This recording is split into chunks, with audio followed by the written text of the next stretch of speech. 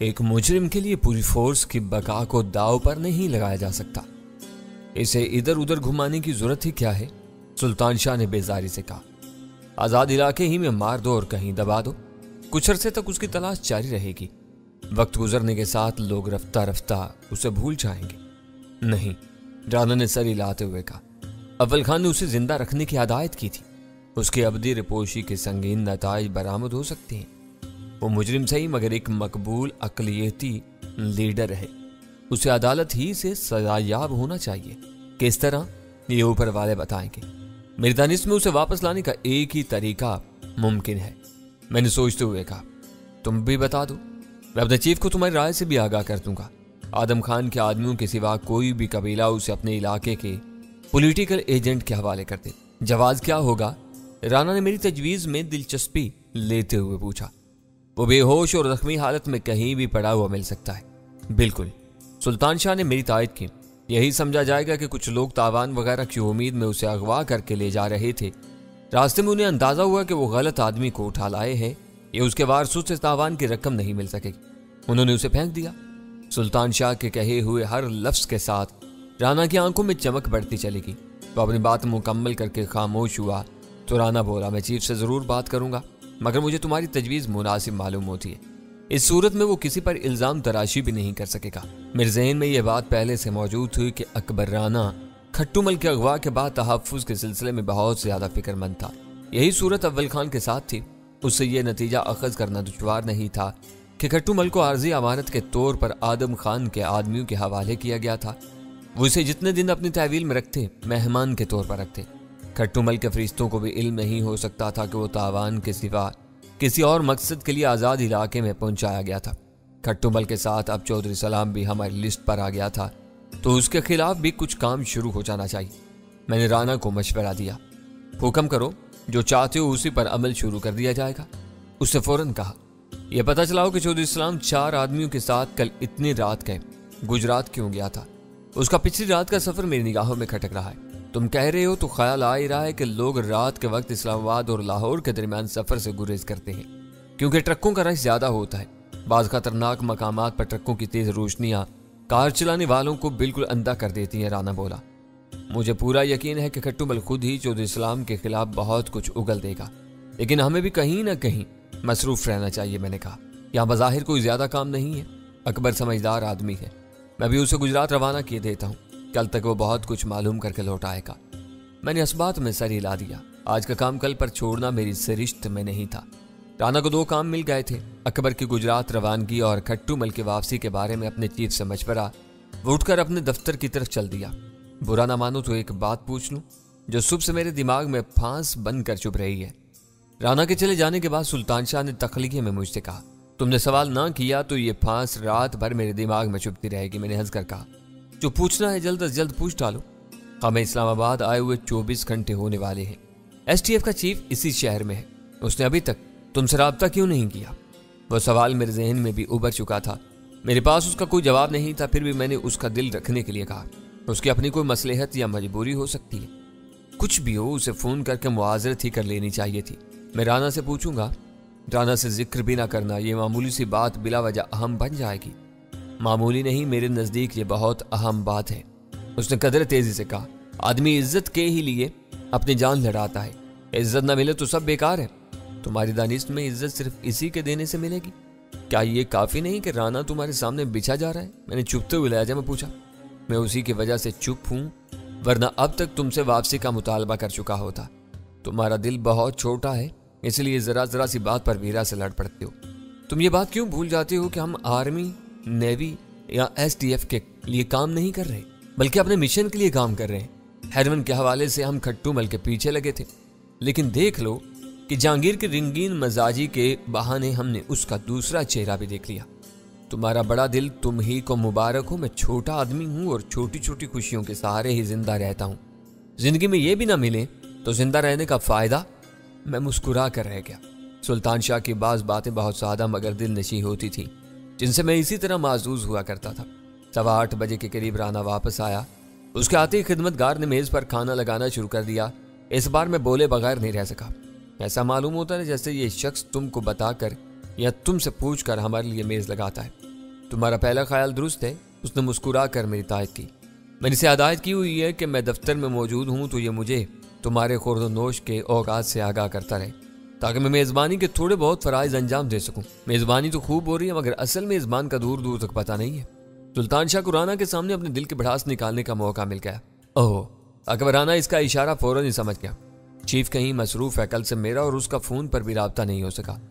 پھر کھٹو مل کی واپسی کے بارے میں تم نے کیا طے کیا؟ میں نے پوچھا۔ میں نے پیغام چھوڑ دیا ہے، 10 منٹ بعد چیف شاید یہاں کے نمبر پر فون کرے گا تو بات ہوگی۔ میں اکبر کو گجرات کے لیے روانہ کرایا ہوں، وہ پہلی کوشش سے نکل جائے گا۔ اکبر سے اس کے اہل و عیال کے بارے میں سرے سے کوئی بات نہیں ہوئی تھی۔ میرا اندازہ تھا کہ وہ پنڈی یا اسلام آباد میں رہتا تھا، لیکن اول خان کی طرح وہ بھی اپنے کام کو گھریلو ذمہ داریوں پر ترجیح دیتا تھا۔ اس وقت خاصی دیر ہو چکی تھی۔ اپنے چیف سے مشورے کے لیے اسے مزید کچھ دیر دفتر ہی میں رکنا تھا۔ وہ بھی ہمارے ساتھ کھانے میں شریک ہو گیا۔ کھانے کے درمیان باتوں کا دور بھی چلتا رہا۔ اسے اپنے آدمیوں کی طرف سے کوئی مزید خبر نہیں ملی تھی، بس اتنا بتایا گیا تھا کہ وزارت داخلہ کے بعض اہم دفاتر اس وقت بھی آباد تھے۔ ان دفاتر میں ہونے والی سرگرمیوں سے ان کے آدمی بے خبر تھے۔ ہم تینوں کھانے سے فارغ ہونے کے بعد چائے نوشی میں مصروف تھے کہ فون کی گھنٹی بج اٹھی۔ ریسیور رانا ہی نے اٹھایا اور اس میں یس سر کہنے کے بعد ریسیور میری طرف بڑھا دیا۔ میں بہت شرمندہ ہوں۔ دوسری طرف سے اول خان کے چیف کی ندامت آمیز آواز آئی۔ پچھلی رات سے اب تک تم سے ملنے کے لیے نہیں آ سکا۔ کوئی حرج نہیں، میں نے خوش دلی سے جواب دیا۔ یہی کافی ہے کہ تم کو میرا خیال ہے، اب کام سے نمٹ کر ہی ملاقات بہتر رہے گی۔ کراچی میں اول خان ایڑی چوٹی کا زور لگاتا رہا۔ یہاں میں خود کیس کے پیچھے لگا ہوا ہوں، تب کچھ نتائج سامنے آئے ہیں۔ آج رات کراچی میں کالو مکرانی اور اس کے ساتھی کی گرفتاری کا پریس ریلیز جاری ہو جائے گا، جس میں کھٹو مل کا ذکر بھی ہوگا۔ گڈ، وہ خبر سن کر میں واقعی خوش ہو گیا۔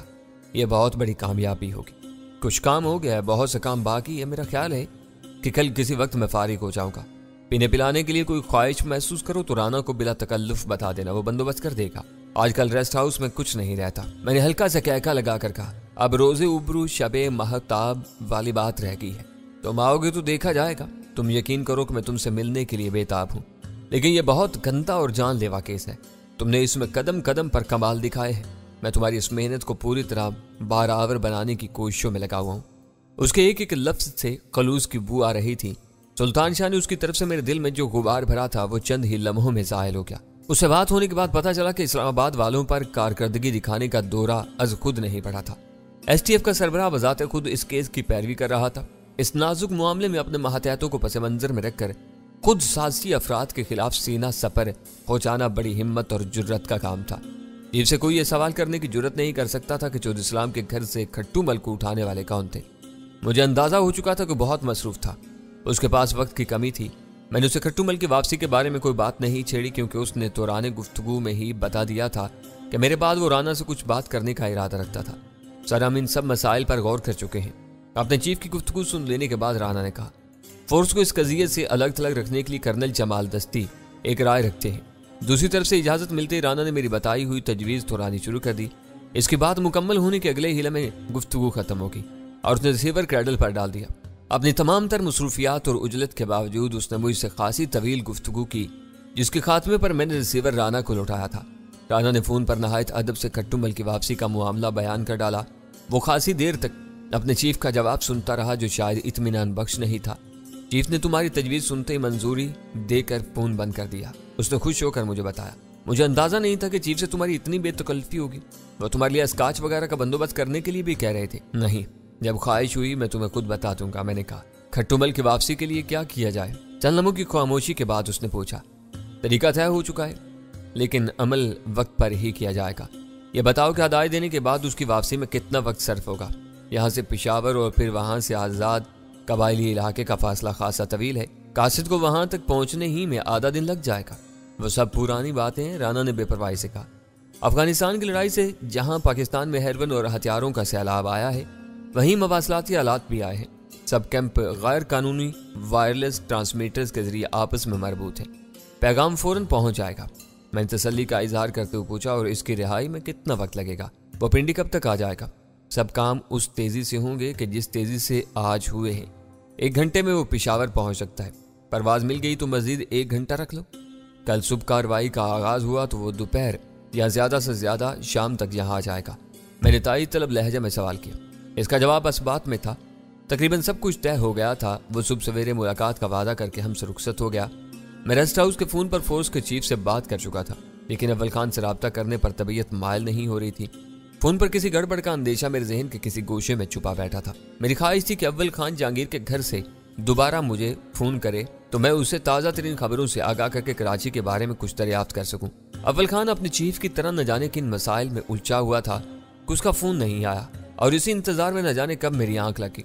अगली सुबह बेदार होते ही मैंने अखबारात पर छलांग लगाई और मुतअद्दिद अखबारात में से छांट कर कराची का अखबार निकाल लिया जो राना ने शायद मेरी पसंद के पेशे नजर मंगवाया था। सफ़ाए अव्वल की ज़ैली सुर्खी क्लिफ्टन के साने के 2 मुलज़िमों की गिरफ्तारी और इनके सनसनीखेज इंकशाफात के बारे में थी। मैंने इसरारी अंदाज में सिगरेट सुलगाई और मेज के गिर्द एक कुर्सी पर बैठकर पूरी खबर का मुताला शुरू कर दिया। असल खबर पुलिस से हैंड आउट के हवाले से थी। इसमें इकरार किया गया था कि कालू मकरानी ने 6 अफराद के कत्ल के साने का रूह रवा खट्टूमल को करार दिया था, जिसके 2 अहम गुर्गे इस वारदात में मारे गए थे। इस प्रेस रिलीज में मुलजिमान में से किसी का पूरा बयान शामिल नहीं था। चीता चीता नकात जमा करके एक जामे खबर बना ली गई थी। खबर के आखिर में वजाहत की गई थी कि मजीद तफ्तीश के लिए पुलिस खट्टूमल को शहर में तलाश कर रही थी। इस बड़ी खबर के नीचे अखबार ने अपने जराए से मजीद कई ज़ैली खबरें शाया की थी। एक खबर का उन्वान था खट्टूमल कहाँ रुपोश है। एक तरफ पुलिस की बेखबरी का यह आलम था कि वो ज़ाब्ते की कार्रवाई पूरी करने के लिए खट्टूमल को शहर में ढूंढती फिर रही थी।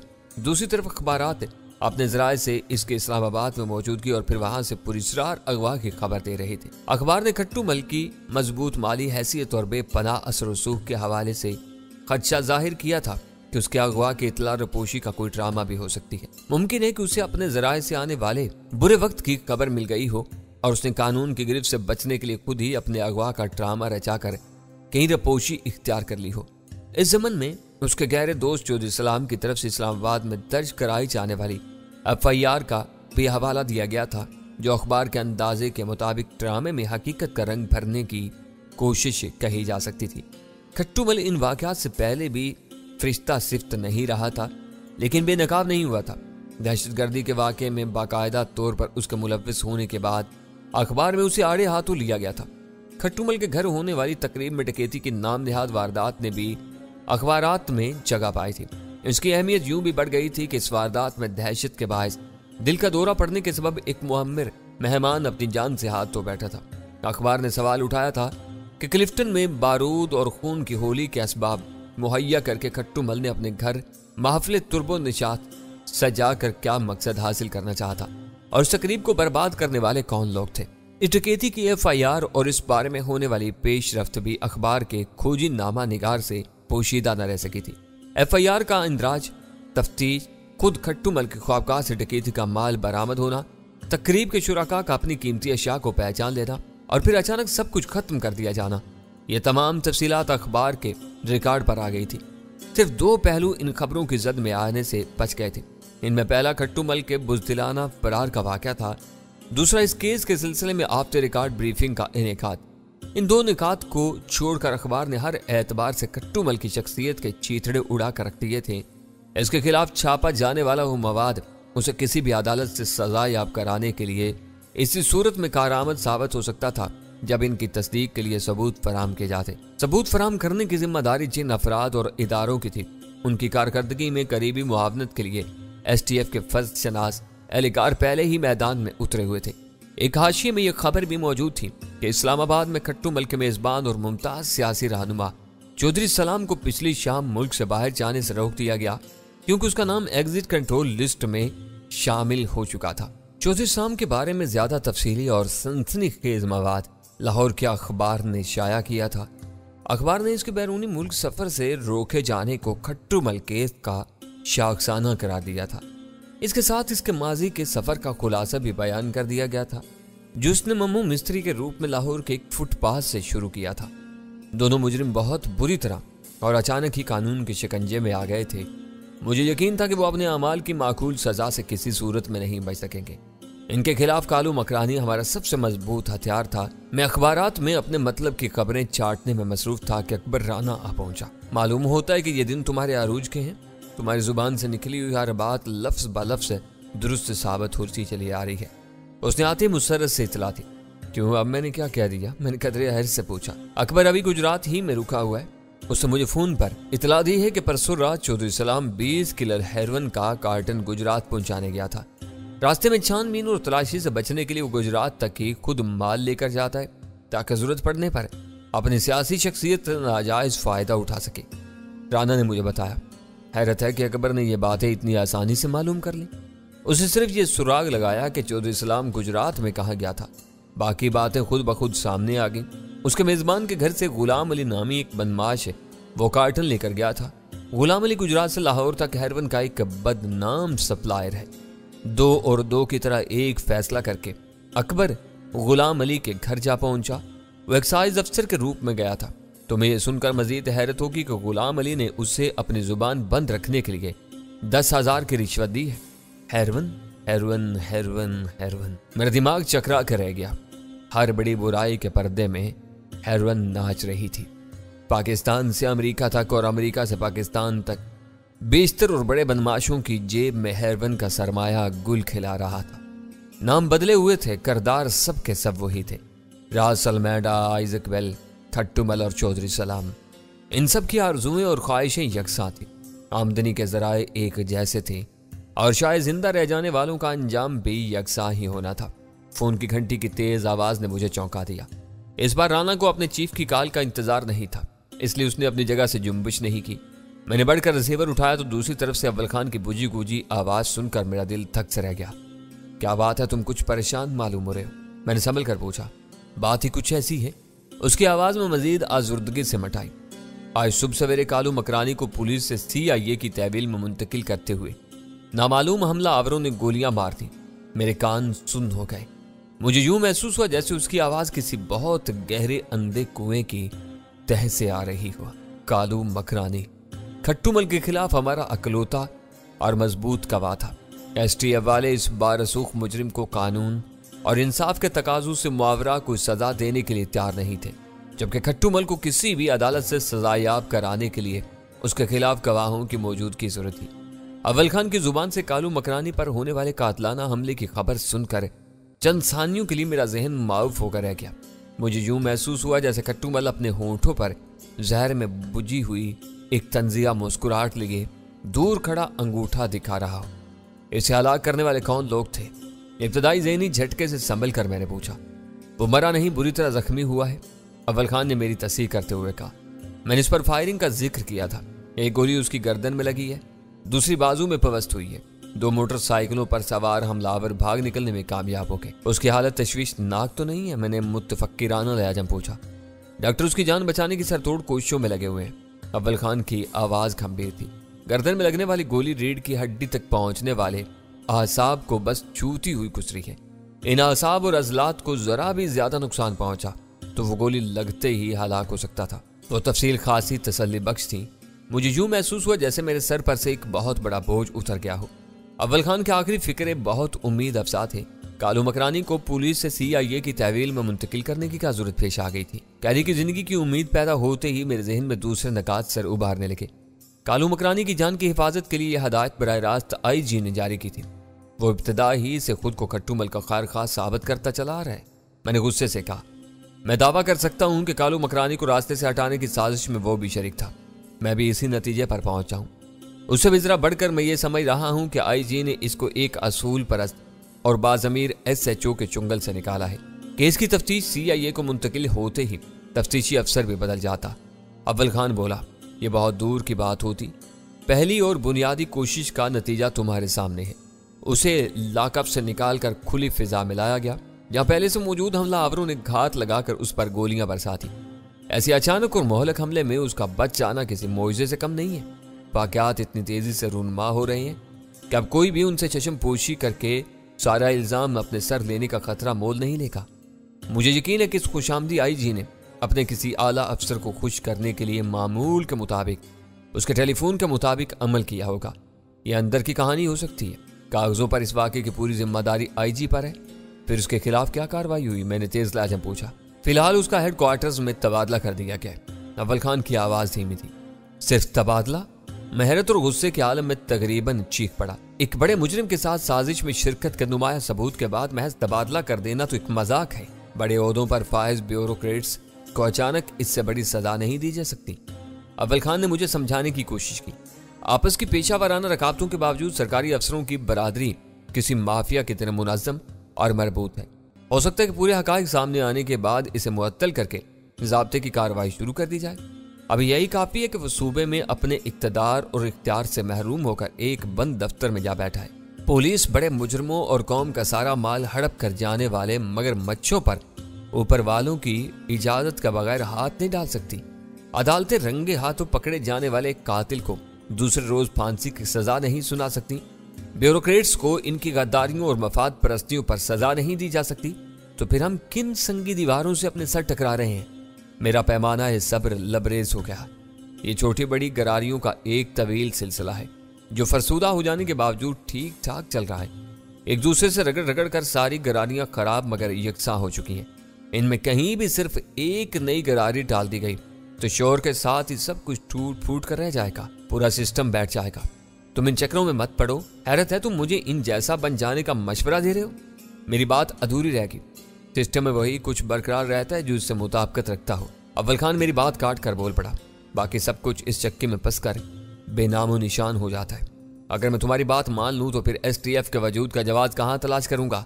स्पेशल सिक्योरिटी फोर्स महज इसलिए जिंदा और फाल है कि यह सिस्टम में शामिल नहीं है, इसे बाहर रहकर काम करती है, अपने फैसलों के लिए पूरी तरह खुद मुख्तार है। मुझे यकीन है कि हमारा सरबराह भी सल्तनत के किसी एक जिम्मेदार को जवाबदेह होगा। क्या इस सिस्टम को STF के सांचे में नहीं ढाला जा सकता? मैंने पूछा। वो तलखी से हंस पड़ा। इससे मलूकियत बल्कि आमरियत की बू आती है जो मगरबी दुनिया को जरा भी पसंद नहीं है। वो सिर्फ जमहूरी माशरों की पुश्त पनाही करती है ताकि इनको अपनी साजिशों के लिए आसानी से तैयार ईंधन और मवाद मिलता रहे। इन बारीकियों को तुमसे ज्यादा कौन समझ सकता है? मैं तो एक अदना सा सिपाही हूं। मुझे कुछ ऐसा महसूस हो रहा है जैसे दुश्मनों से कहीं बढ़कर हमारे अपने दुश्मन हैं। हर एक हस्बे तौफीक हमारी कोशिशों को सबूताज करने में लगा हुआ है।